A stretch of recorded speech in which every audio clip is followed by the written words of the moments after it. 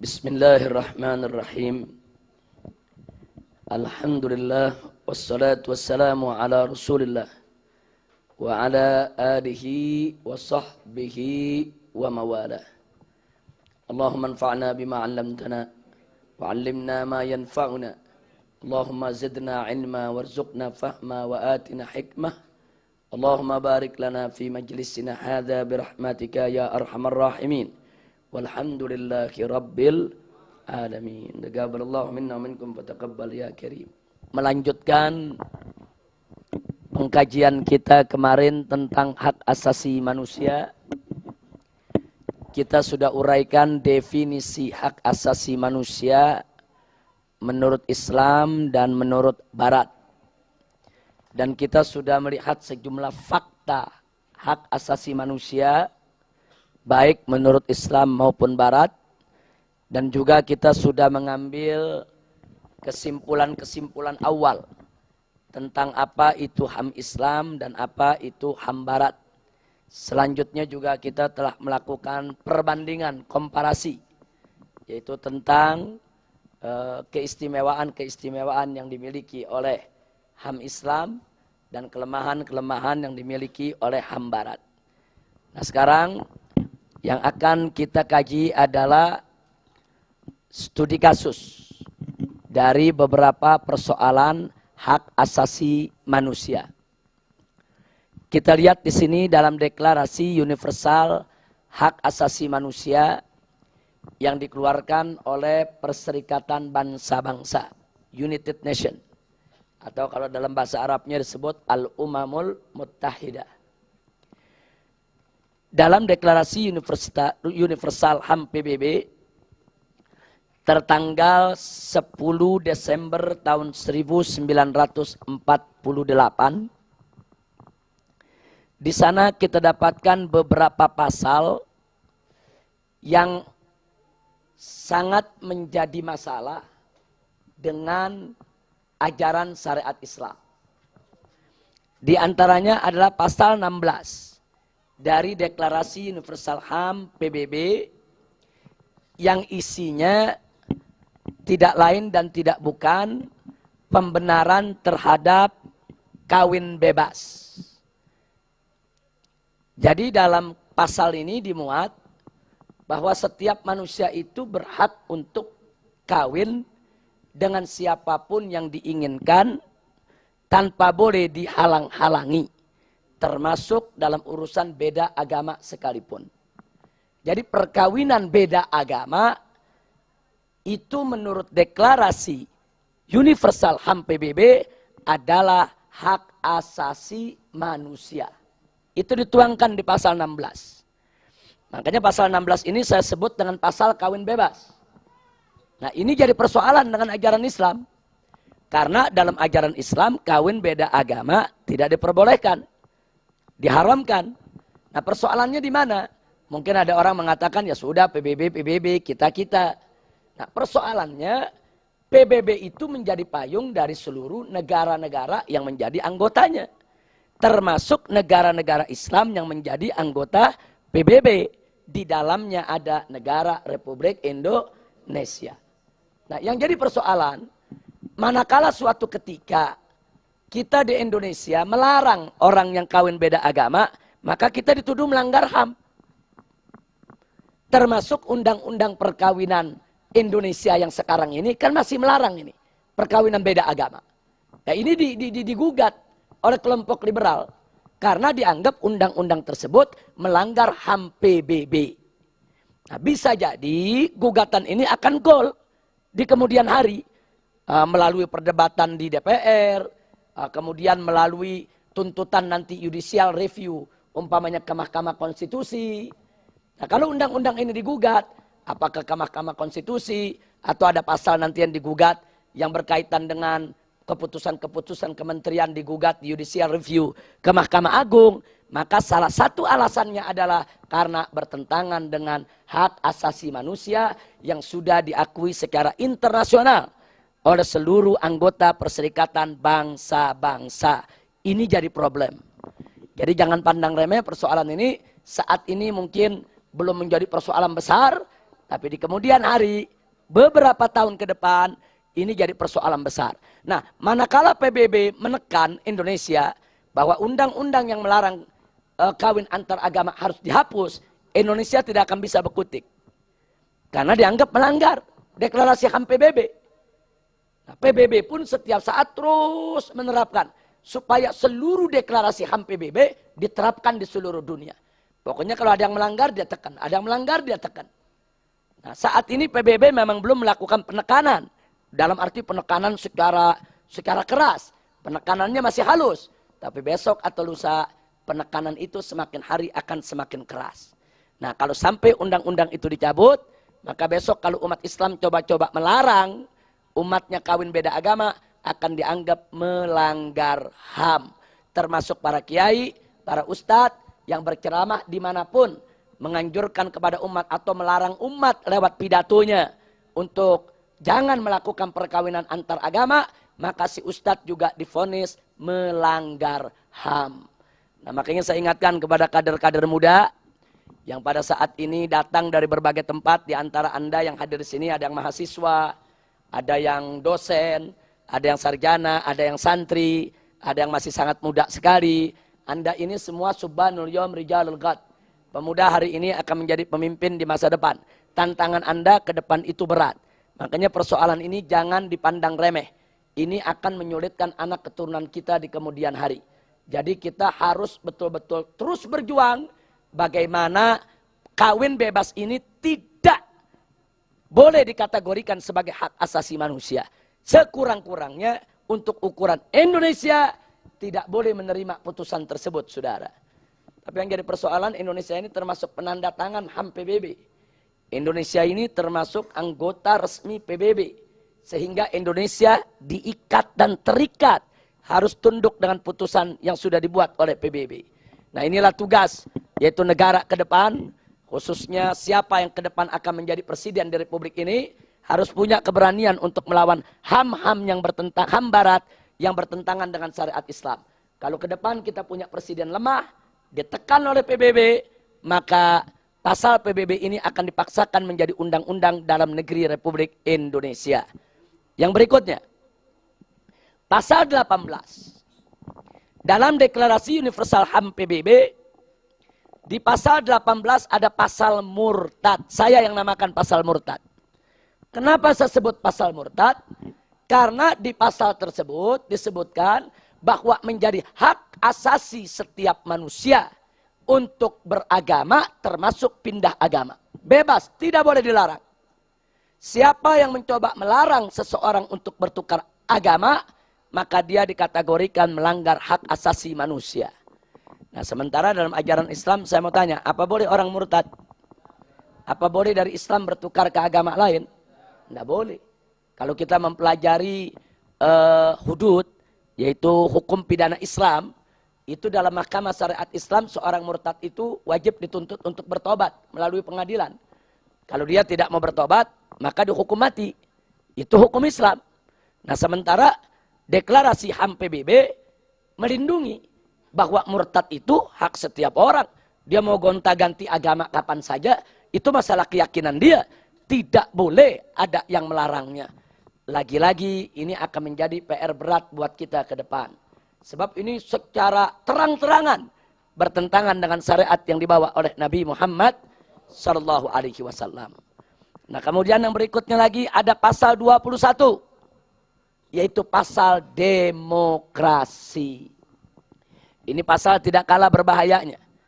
Dalam pasal ini disebutkan bahwa seluruh negara, khususnya yang menjadi anggota Perserikatan Bangsa-Bangsa, berkewajiban untuk menerapkan sistem demokrasi dalam pemerintahannya. Dipaksakan. Jadi Anda bisa lihat bagaimana dahsyatnya orang-orang barat, bagaimana dahsyatnya orang-orang kafir ini.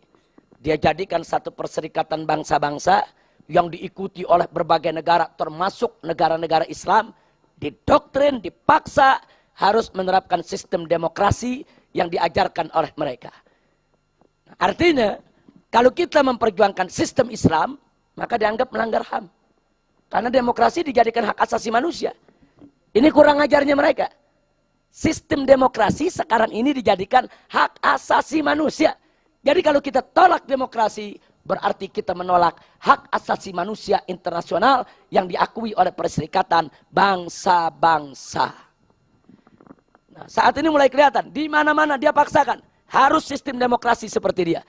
Coba tidak ikut sistem demokrasi, tidak diganggu selama negara tersebut masih dianggap menguntungkan Barat. Seperti kita lihat negara-negara Arab yang sistem keamiran. Saudi sistem kerajaan. Negara-negara Teluk sistem keamiran. Tidak diganggu oleh Barat karena menguntungkan Barat. Selama minyaknya bisa disedot Barat, selama duitnya masuk ke Barat, mau pakai sistem apapun dibiarkan oleh Barat. Tapi kalau sudah tidak masuk lagi itu apa yang mereka inginkan, dipaksa setiap negeri harus tunduk kepada sistem demokrasi. Tidak tunduk kepada sistem demokrasi akan menghadapi sanksi Barat. Mulai dari sanksi ekonomi sampai kepada sanksi penyerangan militer. Nah jadi tolong perhatikan baik-baik. Kita ini hidup di dunia dan kita tidak bisa melepaskan diri kita dari pergaulan internasional. Sementara pergaulan internasional sudah membuat undang-undang macam ini. Kita dikepung dengan undang-undang yang menghimpit kita, menjepit kita. Dan kita kelihatannya tidak berdaya. Nah kenapa kita tidak berdaya? Karena kita tidak punya kekuasaan. Loh kenapa kita katakan kita tidak punya kekuasaan? Karena yang menjadi penguasa di negeri-negeri Islam umumnya adalah orang-orang yang tunduk kepada demokrasi. Orang-orang yang tunduk kepada Barat. Sehingga umat Islam yang ingin menegakkan sistem Islam, maka mereka akan berhadapan dengan penguasa Islamnya sendiri yang tunduk kepada Barat. Belum lagi harus berhadapan dengan kekuatan Barat itu sendiri. Nah jadi ini yang perlu kita waspadai. Nah sekarang kita lanjutkan. Yang tidak kalah menariknya, resolusi PBB yang lain, nomor 34/180 tanggal 18 Desember tahun 1979. Di situ ada pelarangan kawin atau hamil di bawah 18 tahun. Ini kalau hanya sekedar aturan biasa, kita menyikapinya mungkin tidak terlalu serius. Tapi kalau persoalan ini dimasukkan ke hak asasi manusia, ini menjadi persoalan serius. Karena pelanggaran hak asasi manusia itu mempunyai sanksi yang cukup berat dalam pergaulan internasional. Itu yang tidak boleh kita lupa. Jadi kalau klausul ini dimasukkan dalam urusan hak asasi manusia, maka pelanggaran terhadap klausul ini dikategorikan pelanggaran serius terhadap hak asasi manusia. Nah, sementara kita tahu, dalam syariat Islam, tadi sudah kita bicara, bahwa perempuan yang sudah balighah, baik dia mengalami haid yang pertama, usia 9 tahun ke atas, atau sudah sempurna usianya 15 tahun, maka dia mukallaf. Dan dia berhak untuk menikah. Dan dia boleh dinikahkan. Dalam syariat Islam itu sah dan itu syar'i.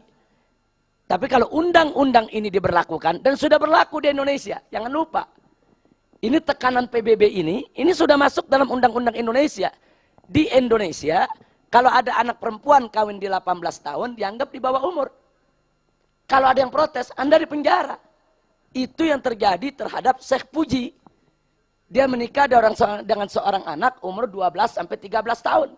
Si anak ridho, walinya ridho, si anak sudah dewasa, sudah mengalami haid, si laki-laki ridho, menikahnya pakai wali, tata cara nikahnya juga sah, digugat. Digugat oleh Komnas HAM Anak. Digugat oleh Komnas HAM Wanita. Digugat oleh lembaga-lembaga bantuan hukum. Sampai Syekh Pujinya dipenjara, perkawinannya dibatalkan. Negara yang kerja, negara yang batalkan itu pernikahan, dan negara yang jebloskan Syekh Puji ke penjara. Fakta real, ini sudah masuk kita punya negeri. Nah, padahal itu orang-orang yang nangkep, ya polisinya, ya presidennya yang menginstruksikan ke bawah, ibu dan bapak mereka banyak yang dulu kawinnya umur 12 tahun. Kayak Pak JK ngaku, ibu saya dulu kawin umur 12 tahun. Loh kenapa? Karena dulu memang kita tidak ada hambatan HAM. Kita ini mengikut ajaran Islam. Kalau 12 tahun sudah dewasa, kenapa mesti dilarang untuk menikah? Kecuali kalau negara mengatakan, kalau ada yang kawin di bawah 18 tahun, kami tidak mau berikan buku nikah. Silakan. Itu hak negara. Tapi bukan berarti nikahnya tidak sah. Kalau negara bikin aturan, mereka yang kawin di bawah 18 tahun, kami tidak akui perkawinannya. Tapi kami juga tidak menangkap mereka. Kami tidak pidana mereka. Itu persoalan lain. Kita diberikan kebebasan untuk menjalankan syariat kita. Kali ini tidak. Yang melakukan perkawinan di bawah 18 tahun, itu hukumannya bisa 12 tahun penjara. Hati-hati. Karena dianggap apa? Pelanggaran terhadap HAM anak. Pelanggaran terhadap HAM wanita. Itu pelanggaran HAM itu hukumnya bukan 6 bulan, 7 bulan. Hukumnya tahunan penjara. Ini yang jadi persoalan serius di dalam kehidupan kita. Nah, makanya saya katakan, mengenai hak asasi manusia ini kita mesti berjuang mati-matian. Bagaimana mensosialisasikan ke tengah masyarakat kita, termasuk ke pejabat kita. HAM Islam seperti ini, HAM Barat seperti ini. Negara Indonesia wajib tunduk kepada HAM Islam, bukan HAM Barat. Walaupun Indonesia anggota PBB, mesti punya keberanian untuk menolak segala bentuk undang-undang, peraturan, deklarasi, konvensi, apapun yang bertentangan dengan ajaran Islam. Nah, jadi omong kosong kalau negara tidak bisa menolak. Bisa. Asal si pemimpin punya keberanian untuk itu, saudara. Nah, makanya di sini kita milih presiden tuh nggak boleh sembarangan. Kita milih pemimpin nggak boleh sembarangan. Kita ini dalam himpitan. Kita ini dalam jepitan kekuatan asing. Kalau kita punya presiden loyo, nggak punya ketegasan, nggak punya keberanian, lolos ini semua. Ini kan yang baru lolos, ini soal perkawinan. Sudah jadi undang-undang nih di Indonesia. Kalau soal tadi itu, pasal 16, pasal 17, ini belum lolos. Nah, tapi pasal 21 sudah mulai lolos. Pemerintah pakai demokrasi. Dia memperjuangkan demokrasi. Siapa yang anti demokrasi, pemerintah anggap anti negara. Sudah mulai lolos. Walaupun dalam bentuk perundang-undangan, dia belum secara eksplisit. Nah, sedangkan urusan perkawinan di bawah 18 tahun, sudah resmi menjadi undang-undang. Baik, yang berikutnya, pelarangan khitan anak perempuan. Nah, ini juga dilarang oleh Perserikatan Bangsa-Bangsa. Kalau soal pelarangan biasa, kita tidak tanggapi serius. Ya sudahlah, PBB, kita memang khitan anak perempuan, itu kan urusan kita. Persoalannya tidak sesederhana itu. Persoalannya begitu masuk kategori bahwa menghitan anak perempuan melanggar HAM secara internasional, maka PBB melarang seluruh dunia. Semua negara yang menjadi anggota PBB melakukan khitan bayi perempuan. Tidak boleh. Kalau ada negara yang tidak tunduk, ada sanksinya. Ada teguran dari PBB, ada peringatan dari PBB, ada sanksi, dikurangi bantuannya. Nah, pertama dikurangi dulu, nanti sanksinya lebih berat lagi. Ada sanksi embargo ekonomi, ada embargo politik, ada embargo sosial. Nah, bahkan puncaknya kadang-kadang bisa terjadi penyerangan militer. Nah, memang ini proses panjang. Tapi kita sedang melangkah, yaitu ke arah kebinasaan dan kehancuran. Kalau kita terus-menerus menyerahkan urusan kita kepada Perserikatan Bangsa-Bangsa yang tidak mengakui hak asasi manusia Islam. Nah, baik, kita lanjutkan. Khusus soal khitan anak perempuan. Mari kita lihat HAM di Indonesia. Kalau kita bicara Piagam Jakarta 22 Juni tahun 1945, Indonesia sudah mengakui hak kemerdekaan setiap bangsa sebagai hak asasi manusia. Kenapa ini saya catat? Berarti Indonesia lebih dulu bicara HAM daripada Perserikatan Bangsa-Bangsa. Perserikatan Bangsa-Bangsa bicara HAM bulan Desember tahun 45. Indonesia bicara HAM bulan Juni tahun 45. Indonesia alhamdulillah lebih dulu bicara soal HAM daripada Perserikatan Bangsa-Bangsa. Nah, kemudian kita lihat lagi. Dalam amandemen Undang-Undang Dasar 1945 muncul pasal 28 yang ditambah dengan pasal 28A, B, C, D, E, F, G, H, I, J. Semuanya tentang hak asasi manusia. Semuanya tentang hak asasi manusia. Nah, kemudian di Indonesia juga ada Undang-Undang nomor 33 tahun 1999 juga tentang hak asasi manusia. Selanjutnya, dari apa yang sudah kita kemukakan di atas tadi, penegakan HAM di Indonesia patut diapresiasi, diberi penghargaan, dihormati, dan wajib kita dukung. Sebagai umat Islam, kita berikan dukungan. Tapi yang jadi problem, sayang sejuta sayang, paradigma hak asasi manusia dalam Undang-Undang Dasar dan Undang-Undang HAM di Indonesia masih merujuk kepada HAM Barat. Makanya Komnas HAM yang ada di Indonesia sebagai amanat daripada Undang-Undang HAM didirikannya, nah itu selalu melakukan pembelaan terhadap kelompok gay, kelompok homo, kelompok lesbi. Kenapa? Karena mereka anggap itu HAM, hak asasi manusia. Nah, mereka juga melakukan pembelaan, yaitu terhadap nabi-nabi palsu. Mereka melakukan pembelaan, yaitu terhadap orang-orang yang menodai agama, terhadap aliran sesat. Kenapa? Karena mereka anggap itu HAM. Ini bukti nyata, bukan konon dan katanya, bahwa ternyata HAM di Indonesia sampai hari ini masih merujuk kepada HAM Barat, bukan kepada HAM Islam. Sebagai contoh lain, bagaimana Bapak Presiden kita dalam salah satu pidatonya di televisi disiarkan secara nasional dengan bangga menyatakan kepada dunia bahwa kami Indonesia adalah negara paling demokrasi di dunia. Sebab kelompok-kelompok seperti Ahmadiyah kami lindungi. Karena kami mengakui itu adalah hak asasi manusia. Jadi artinya dalam pandangan Presiden, aliran sesat itu hak asasi manusia. Nah, kalau pandangan Presiden seperti itu, saya mau tanya, berarti rujukannya HAM Islam atau HAM Barat? Barat. Jadi bukan kita menuduh. Dari pernyataan para pejabat, dari mulai Presiden sampai yang paling rendah, dari bunyi undang-undangnya, bunyi peraturannya, HAM Indonesia masih merujuk kepada HAM Barat. Nah, maka itu ini tugas kita semua. Bagaimana Anda ke depan, yaitu bisa ikut berjuang, ikut andil, ikut menanam saham, supaya ke depan Indonesia merujuk kepada HAM Islam. Jangan merujuk kepada HAM Barat. Kalau kita merujuk kepada HAM Barat, ya benturan terus. Antara negara dengan gerakan Islam, antara presiden dengan ulama, antara umarok dengan ulama. Enggak bakal pernah akur, saudara. Akan terus benturan, terus benturan. Dan di kemudian hari, benturan itu akan semakin keras kalau dibiarkan. Nah, maka itu ini merupakan PR kita semua.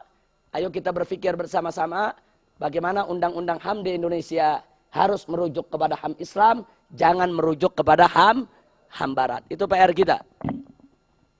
Nah, sekarang mari kita lihat masih soal HAM di Indonesia yang merujuk kepada HAM Barat. 1. Resolusi PBB nomor 34. Tahun garis miring 180 tanggal 18 Desember 79 yang tadi kita sebutkan. Di dalamnya ada larangan khitan anak perempuan. Resolusi PBB. Mengkhitan anak perempuan tidak boleh.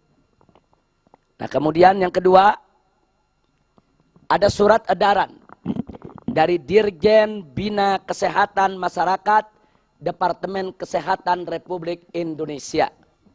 Nomor HK.07.1.31047 A tanggal 20 April 2006. 2006. Ini surat edaran Dirjen. Dirjen itu satu tingkat di bawah menteri. Nah, isinya apa? Isinya larangan medikalisasi sunat perempuan. Dilarang. Tidak boleh bayi perempuan di rumah sakit, di puskesmas, di bidan-bidan untuk dikhitan. Begitu putusan ini keluar tahun 2006, itu surat edaran ini disebar oleh pemerintah ke semua rumah sakit, semua puskesmas, semua bidan, semua dokter menerima ini Dan mulai saat itu tidak ada lagi rumah sakit berani menghitan anak perempuan. Anda bayangkan itu, sehari ada berapa anak perempuan lahir di Indonesia? Kalau sehari ada 1.000 yang lahir anak perempuan di Indonesia, berarti 1.000 anak perempuan per hari tidak dihitankan. Nah, umumnya pegawai negeri takut. Nah, tapi memang masih ada beberapa bidan yang ngerti agama, yang tahu Islam, tetap mereka menerima diam-diam untuk melakukan khitan. Diam-diam. Nggak berani mereka terang-terangan. Sebab kalau terang-terangan, nanti izin prakteknya dicabut. Nanti tempat prakteknya juga ditutup. Dan kalau pegawai negeri coba-coba yang melakukannya, seperti dokter atau perawat, ya dipecat dari kepegawaiannya. Makanya mereka tidak berani, akhirnya banyak rumah sakit menolak untuk menghitankan anak perempuan. Nah, begitu ini keluar, ormas-ormas Islam protes, termasuk FPI. Kita protes keras. Kenapa? Sebab dalam mazhab Imam Syafi'i radhiyallahu ta'ala anhu, yang menjadi mazhab mayoritas umat Islam Indonesia, khitan anak perempuan hukumnya wajib. Kalau dalam mazhab Syafi'i tidak wajib, kita nggak ribut. Kalau hukumnya apalagi sekedar mubah, kita nggak ribut. Tapi ini hukumnya wajib. Dalam mazhab Syafi'i hukumnya wajib, sementara pemerintah melarang. Kalau kita jalankan yang wajib, kita dipenjara. Nah kan ini kurang ajar. Ini betul-betul membahayakan pelaksanaan syariat Islam. Nggak betul cara seperti ini. Nah, kita melakukan protes. Sampai akhirnya protes-protes itu membulat dari berbagai macam ormas yang berhasil mendorong MUI untuk maju sebagai lokomotif. Barulah MUI mengeluarkan fatwa nomor 9A tanggal 7 Mei tahun 2008. Berarti setelah berapa tahun itu? Setelah 2 tahun. Jadi Anda hitung, kalau sehari 1.000 anak, setahun 360.000 itu. 2 tahun, sudah berapa ratus ribu itu bayi perempuan yang tidak dikhitan. Nah ini siapa yang mau bertanggung jawab? Ini kewajiban. Bukan hukum sunnah atau mubah. Nah kemudian fatwa MUI keluar, isinya khitan adalah fitrah dan syiar Islam. Terlepas daripada perbedaan mazhab yang ada mengatakan bahwa khitan anak perempuan itu hanya sunnah seperti mazhab Imam Malik, tapi dalam mazhab Syafi'i wajib. Akhirnya keluar fatwa ini.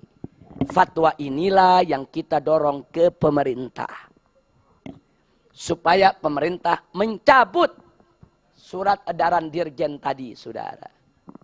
Hasilnya kita lihat yang keempat.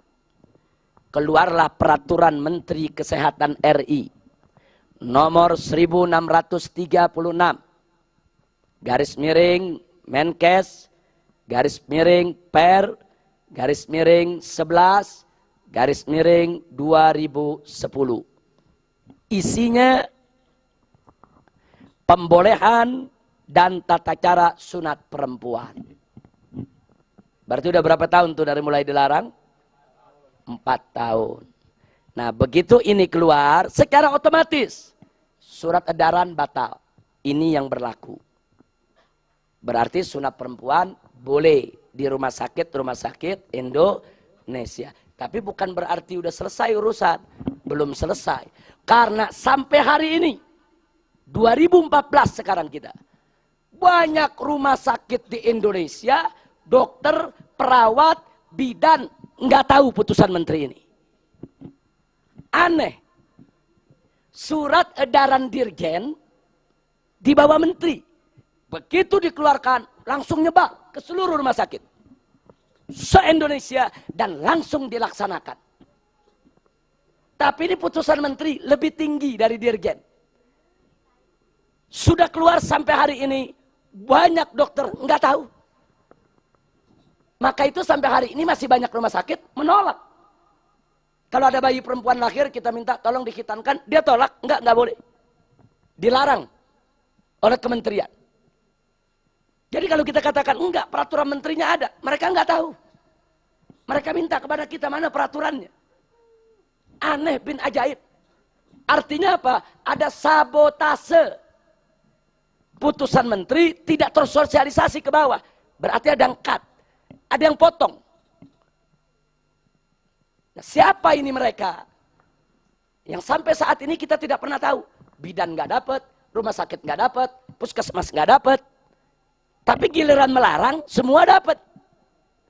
Giliran membolehkan, nggak ada yang dapat. Ini PR juga buat kita. Ini ada apa? Ada permainan apa di negeri kita? Artinya di sini ada tangan-tangan di belakang layar yang bermain. Oh, ini bisa bertentangan dengan HAM yang diperjuangkan Barat, ditutup, dikat, disabotase, sampai rumah sakit tidak tahu ya ikhwan. Padahal kalau ini disebarluaskan, selesai problem. Kita bersyukur kepada Allah. Berarti Indonesia merujuk HAM Islam, bukan merujuk HAM Barat. Nah di sini pemerintah kurang maksimal. Nah kadang-kadang kita jadi suudzon kepada pemerintah. Apa sekedar diumumkan buat menghibur kita aja, tapi disosialisasikan tidak. Jadi kita dianggap bayi, nangis, dikasih permen biar diem, gitu aja. Nah, ini jadi persoalan. Kita sudah protes, pemerintah jawabnya kita udah buat, kita udah keluarkan, selesai. Tapi praktek di lapangan masih banyak rumah sakit yang tidak mengizinkan penghitanan anak perempuan, dan ini mesti kita lawan. Nah, maka itu saya juga amanatkan kepada DPP FPI. Di sini ada Wakil Ketua Umum, Kiai Sobri, ada Sekumnya, Ustadz Ja'far, untuk bisa menyebarluaskan ke peraturan menteri ini.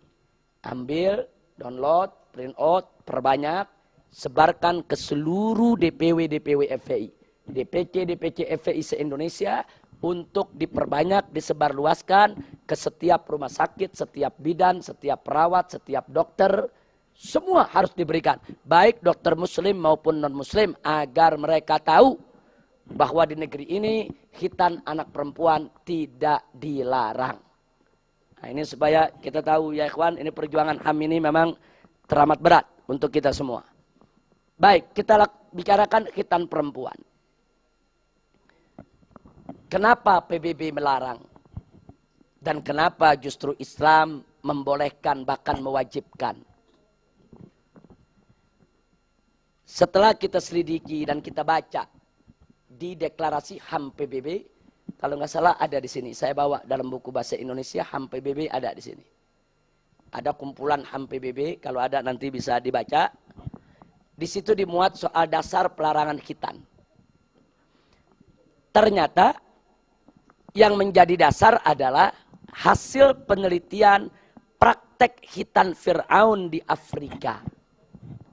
Jadi di benua Afrika, banyak negara-negara Afrika itu masyarakatnya melakukan tradisi khitan.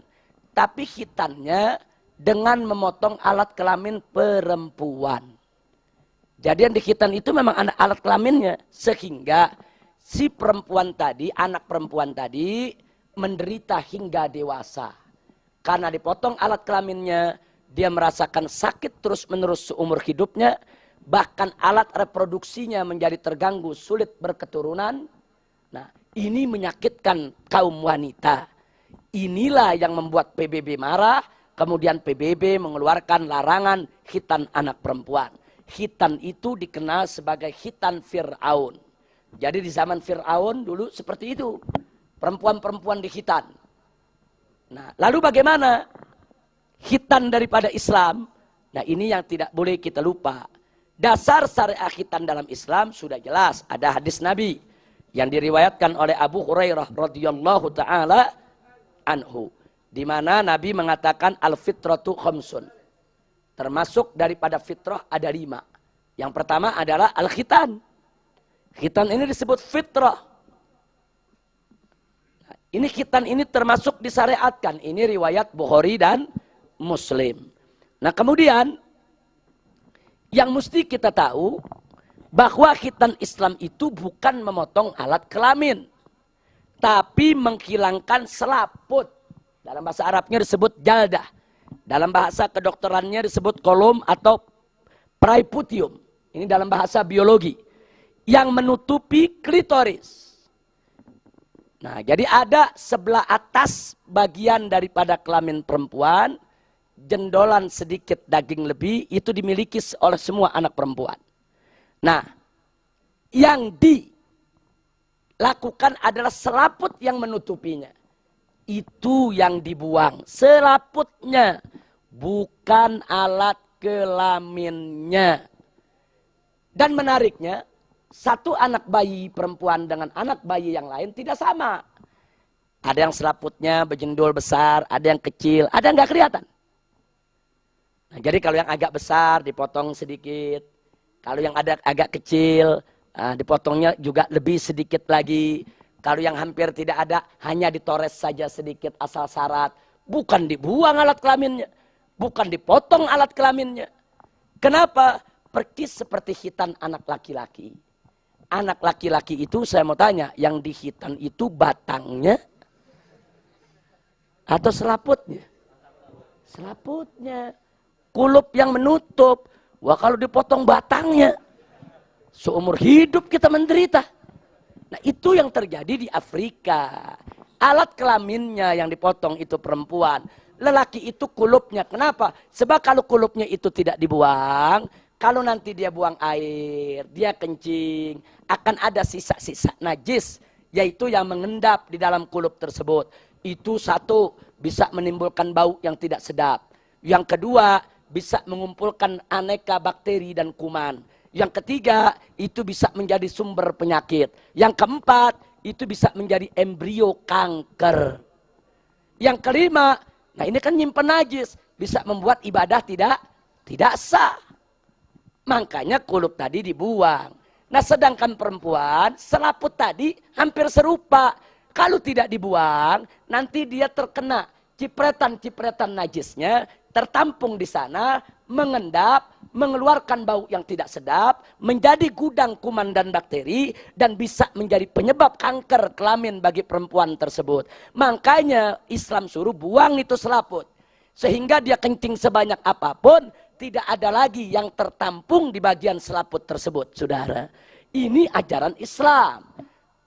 Bukan begitu saja, bahkan manfaat bagi perempuan tadi, supaya tempat yang menimbulkan bau tadi hilang, tidak ada lagi tempat tertumpuknya bakteri, tidak ada lagi embrio untuk kanker, sekaligus untuk membuat agar libido syahwatnya stabil.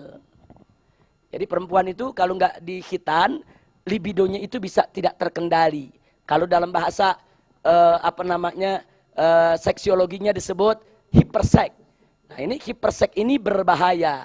Ini bisa membuat dia mudah untuk selingkuh karena merasa tidak puas dengan suami, bisa dia berbuat maksiat, berbuat dosa, makanya disuruh dikhitan. Kalau dikhitan menjadi stabil.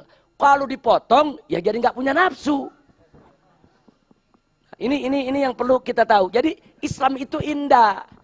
Islam itu bukan agama bodoh, bukan agama jahil. Islam itu agama cerdas, pinter, sehat, indah, nikmat, betul-betul menjaga keselamatan. Ini yang tidak dipelajari PBB. PBB menelitinya khitan di Afrika, kenapa nggak khitan di Indonesia? Kan di Indonesia ada khitan. Penduduknya 230 juta. Muslimnya 200 juta. Perempuannya 100 juta lebih. Periksa dong di Indonesia. Apa betul anak-anak yang di khitan itu menderita? Kenapa mesti di Afrika yang khitan Fir'aun? Nah, jadi PBB tidak fair. Dia melakukan penelitian sepihak. Dan juga tidak objektif. Melakukan penelitiannya cuma di Afrika, tidak di negara Islam yang lain. Padahal Indonesia ini negara bermadhab Syafi'i yang khitan wajib. Yang tidak ada satupun perempuan muslimah di Indonesia yang tidak dikhitan. Mestinya itu menjadi tempat penelitian. Ini tempat penelitian bagus. 100 juta lebih yang dikhitan. Dia bisa teliti apa manfaatnya, apa efeknya, apa akibat daripada dikhitan.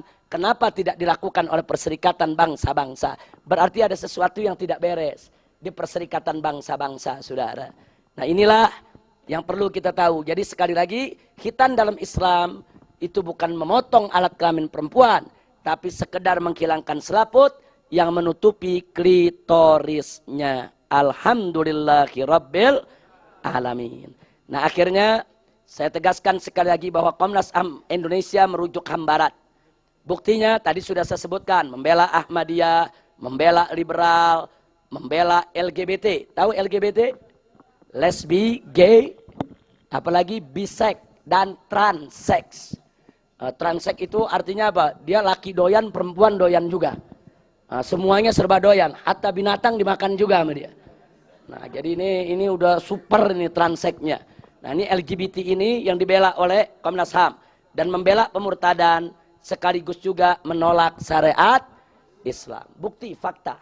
Komnas HAM secara terang-terangan membela Ahmadiyah, membela liberal, membela LGBT, membela pemurtadan dan menolak syariat Islam. Ini menjadi bukti konkret bahwa Komnas HAM Indonesia merujuk HAM Barat. Nah, akhirnya setelah itu kita lakukan komparasi. Mari kita lihat di sini HAM Islam dan HAM Barat. Pertama, HAM Islam itu datang berasal dari Allah, sedangkan HAM Barat dari manusia. Sumber HAM Islam adalah wahyu, sumber HAM Barat adalah hawa nafsu. Nah, kemudian kita lihat lagi di sini pedomannya.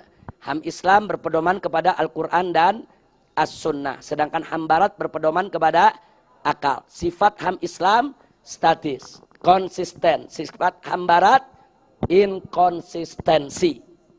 Nah, bicara kebenaran menurut HAM Islam harus sesuai syariat. Sedangkan menurut HAM Barat harus sesuai akal dan hawa nafsu mereka. Adapun sejarah, HAM Islam sudah tertuang dengan sangat rapi dalam Piagam Madinah. Yaitu dalam Piagam Madinah.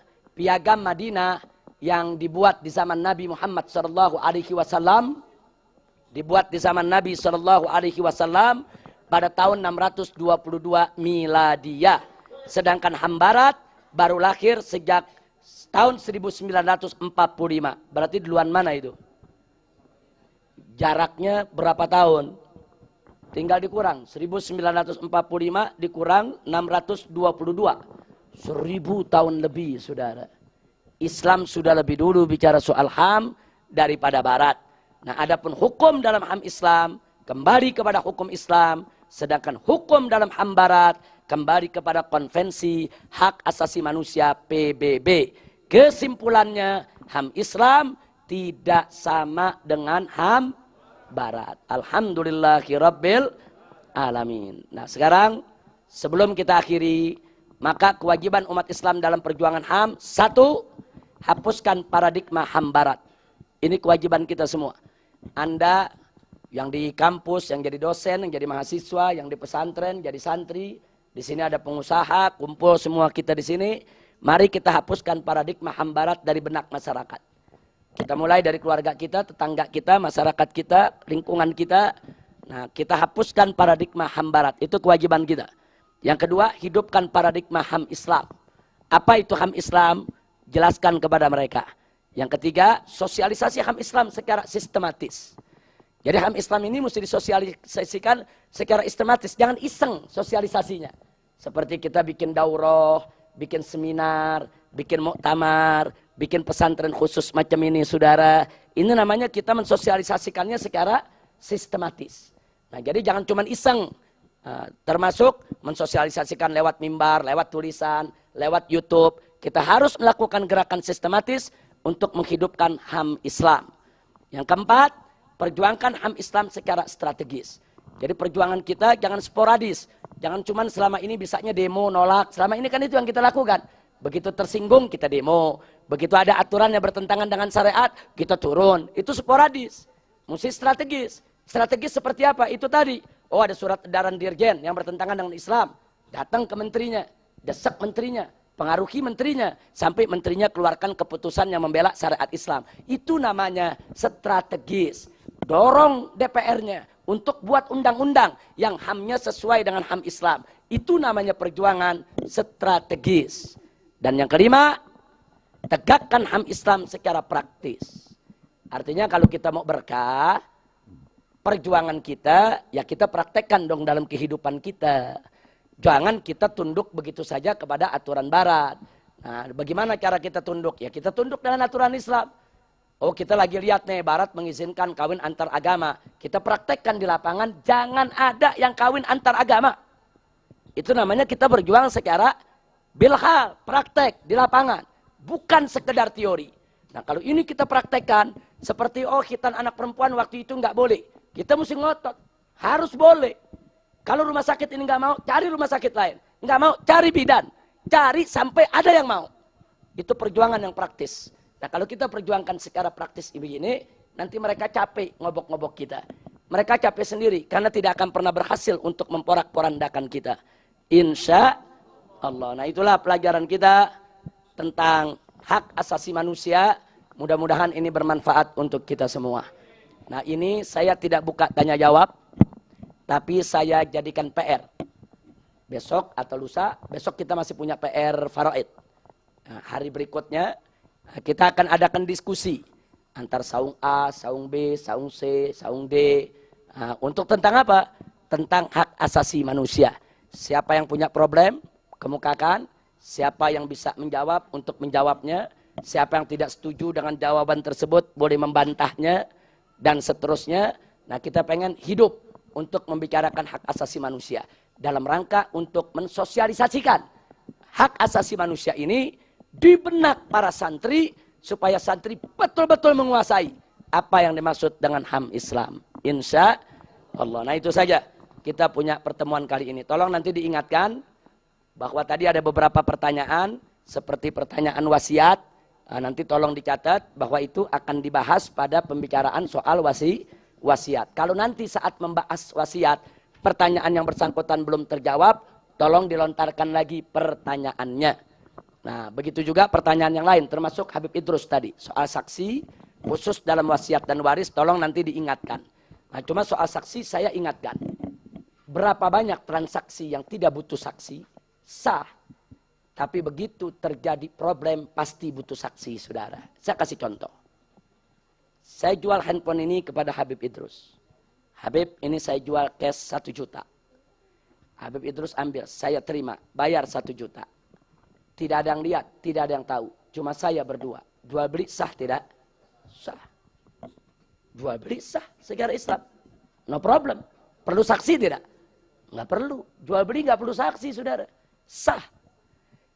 Ini tidak ada masalah kalau tidak ada problem. Kalau habis jual, seminggu kemudian, Habib Idrus saya laporin ke polisi. Pak, handphone saya dicuri sama Habib Idrus. Ini saya punya surat-suratnya, dulu saya beli dari toko. Saya punya, emang saya punya kok itu. Barang, saya punya suratnya. Jadi waktu saya jual, suratnya saya nggak kasih. Saya unjukin di polisi. Saya tanya, kira-kira Habib Idrus ditangkap nggak? Begitu Habib Idrus ditangkap, apa bisa Habib Idrus ngotot? Saya udah beli, Pak. Sama siapa belinya? Ya sama Habib Rizik. Nah, justru dia yang melapor Anda mencuri. Kira-kira polisi terima nggak pengakuannya? Nggak bakal diterima. Apa yang akan polisi tanya? Kamu punya saksi gak kamu beli? Kamu punya bukti gak kamu beli? Kalau bukti nggak ada, saksi nggak ada, jeblos gak ke penjara? Padahal secara syariat sah gak? Sah. Ini pentingnya saksi, saudara. Jangankan di negara hukum Indonesia yang masih menggunakan hukum konvensional. Di negara Islam sekalipun. Anda kata Indonesia negara Islam. Saya licik, na'udzubillah, saya jahat. Saudara, saya laporkan ke Mahkamah Syariat. Habib Idrus mencuri handphone saya. Dipotong tangannya, saudara. Kalau harga handphone itu mencapai nisab. Sebab begitu dibawa ke mahkamah, Habib Idrus disuruh buktikan. Buktikan kalau Anda tidak mencuri. Barang itu ada di Anda. Habib Idrus ngotot tapi nggak punya saksi, nggak punya bukti. Saya punya surat, itu barang saya. Bisa dipotong tangannya, saudara. Apa kalau dipotong negara salah? Negara nggak salah. Hakim nggak salah. Memang begitu proses pengadilan. Di mata Allah, tentu Habib Idrus tidak salah. Yang salah saya. Saya berdosa besar. Semua kesalahan yang terjadi dalam proses pengadilan, polisinya, jaksanya, hakimnya, Habib Idrus yang menderitanya, semua saya yang tanggung dosanya. Karena saya berbuat licik dan saya berbuat jahat. Itu urusan pengadilan akhirat. Nah, sekarang kan kita bicara pengadilan dunia. Nah, pertanyaan saya, rugi tidak? Tidak ada saksi. Nah, jadi kecuali kalau kita saling, biasanya kan orang nggak perlu saksi kan kalau udah saling kenal. Ah, udah baik, udah ini, udah tahu. Kita nggak perlu, nggak bisa. Mesti ada. Anda beli barang, beli mobil ke dealer, ada kwitansi jual belinya. Anda beli barang-barang mahal ke toko, ada stroke daripada jual belinya. Itu memangnya diajarkan syariat. Sehingga kita punya tanda bukti pembelian. Nah, maka itu ingat, dalam urusan warisan, wasiat, ya sama saja. Yang namanya kalau tidak wasiat tidak ada saksi. Sah tidak? Sah. Kalau tidak ada problem. Oh, si istri mengatakan dulu suami saya meninggal berwasiat. 1/4 hartanya untuk saya. Dia kasih tahu anak-anaknya. Anak-anaknya sayang sama ibunya. Ibu tiri nih. Kata anak-anaknya ya nggak apa-apa. Kita percaya sama ibu. Ya sudah ambil saja 1/4 kita ridho. Nggak ada masalah. Tapi kalau begitu anak-anaknya protes, oh nggak bisa. Kami nggak percaya. Jadi masalah nggak? Jadi masalah. Nah, jadi sekali lagi, wasiat memang tidak perlu saksi. Tapi ingat, kalau di kemudian hari ada masalah, tidak ada saksi, wasiat bisa dibatalkan, saudara. Dengan keputusan hakim. Dan batalnya wasiat tadi bukan kesalahan hakim. Hakim tidak salah, karena hakim hanya menghukum sesuai dengan prosedur syariat yang ada. Nah, itu saja yang bisa saya sampaikan. Jadi sekali lagi, jangan remehkan saksi atau bukti di dalam segala transaksi kita. Apalagi hidup di zaman sekarang yang banyak penipu, banyak pembohong, saudara. Dan banyak orang serigala berbulu domba. Oh, luar biasa penampilannya, baik, alim, gak taunya penipu, saudara. Nah, hati-hati. Nah, itu saja yang bisa kita sampaikan. Mudah-mudahan manfaat untuk kita semua. Ya Rabbana tarafna bi annana tarafna wa annana asrafna ala ladha ashrafna fatub alaina taubah tagsilu kulla haubah wastur lanal aurati wa aminir rawati waghfir li walidina Rabbi wa mauludina wal ahli wal ikhwani wasairil khillani wa kulli dhi mahabbah au jiratin au suhbah wal muslimina ajma amina rabbi fasma fadla wa juda manna la biktisabi minna bil mustafa rasuli nahda bi kulli suli shalla wa sallam rabbi alaihi addal habbi wa alihi was sahbi idadatas suhbi walhamdulil ilahi fil bad'i wat tanahi subhanakallahumma wa bihamdika asyhadu an la ilaha illa anta nastaghfiruka wa natubu ilaik walhamdulillahi rabbil alamin adada khalqih wa ridha nafsih wa zinata arsyih wa midada kalimatih. Assalamualaikum warahmatullahi wabarakatuh. Ya Nabi salam alaika, Ya Rasul salam alaika, Ya Habib salam alaika, salawatullah alaika, Ya Nabi salam alaika.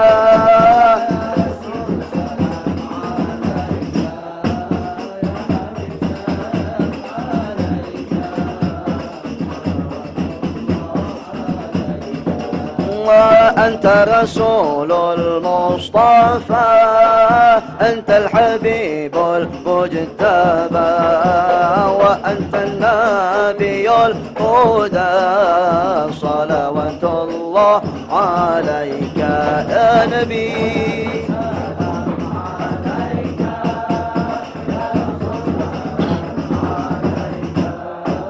يا حبيب سلام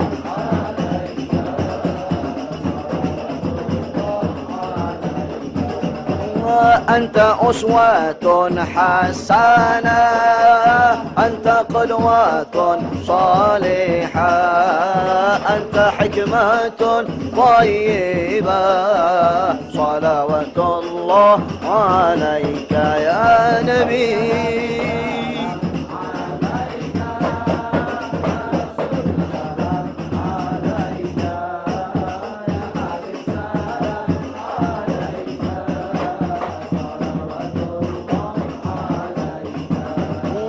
فأنت أزكى الأزكياء وأنت أصفى الأصفياء وأنت أتقى الأتقياء صلوات الله عليك يا نبي.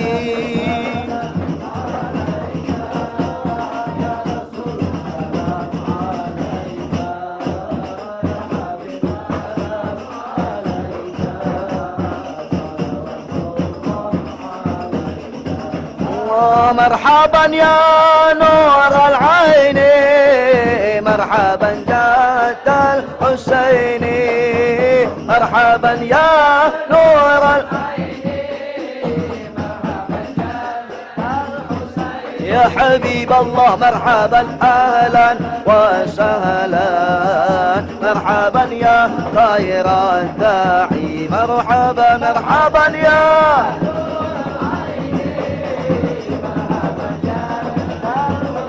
يا رسول الله يا نور العين مرحبا جد الحسين يا حبيب الله مرحبا أهلا وسهلا مرحبا يا خير الداعي يا رؤوفا بالمسلمين يا رحيما بالمؤمنين يا رؤوفا بالمسلمين يا رحيما بالمؤمنين يا كريما بالمحسنين أنت أشرف المرسلين مرحبا يا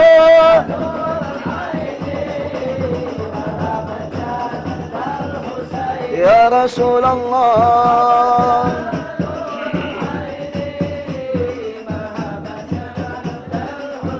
يا حبيب الله مرحبا أهلا وسهلا مرحبا يا خير الداعي ويا محبا للصالحين يا معطيا للمساكين يا محبا للصالحين يا معطيا للمساكين يا رحمة للعالمين أنت ختام النبيين مرحبا مرحبا جد الحسين يا رسول الله مرحبا يا جد الحسين يا حبيب الله مرحبا أهلا وسهلا ويا إمام المجاهدين يا قائد المقاتلين يا إمام المجاهدين يا قائد المقاتلين